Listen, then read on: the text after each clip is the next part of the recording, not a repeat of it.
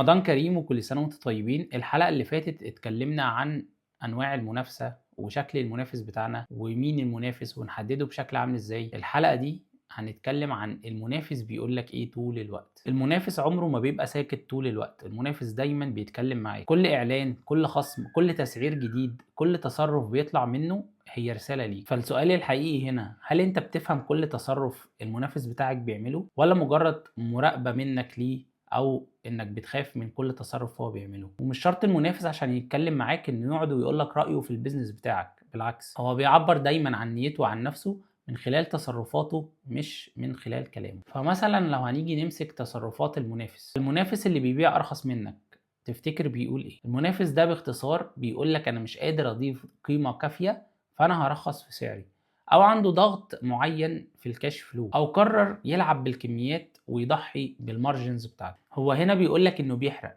وطالما بيحرق هو هنا بيخاطر باسمه وسمعته، عشان دايما السعر المنخفض من غير ادد فاليو واضحه دي مش استراتيجيه، ده قرار دايما اتاخد تحت ضغط. طيب في الحاله دي انت تعمل ايه؟ انت هنا هتلعب على الادد فاليو مش السعر. فانت هنا هتسال نفسك سؤال واحد، ايه اللي الكاستمر بتاعي مستعد يدفع عشانه اكتر؟ وهتبدا توضح الاجابه بتاعتك دي بكل حاجه بتعملها تقريبا. فساعتها سعرك العالي مش هيكون غلطه، هو هيكون جزء من رسالتك في السوق. ولو جينا لتصرف تاني ممكن المنافس بتاعك بيعمله، فالمنافس اللي بيخطف موظفينك هو ممكن يكون بيقول لك ايه؟ هو هنا بيقول لك انا مش قادر ابني او اصنع كوادر من عندي، فهنا هو عنده جاب فلازم يشتري كوادر من بره. طيب انت هنا تفهم منه ايه؟ انت هنا تفهم منه ان انت عندك بيز ممكن تبني عليه لقدام من غير ما تحس، والناس اللي عندك بتمشي ممكن مش بتمشي عشان الفلوس، بتمشي عشان مفيش مستقبل واضح. طيب وفي الحاله دي انت ممكن تعمل ايه؟ هنا انت مش هتزود السالاريز بس لان ده مش حل، انت هنا هتبني نظام واضح لمسار نمو جوه الشركه. انت هنا هتبدا تبني كالتشرز، تشتغل على اللويالتي بروجرامز، لان الموظف اللي عنده مستقبل مرسوم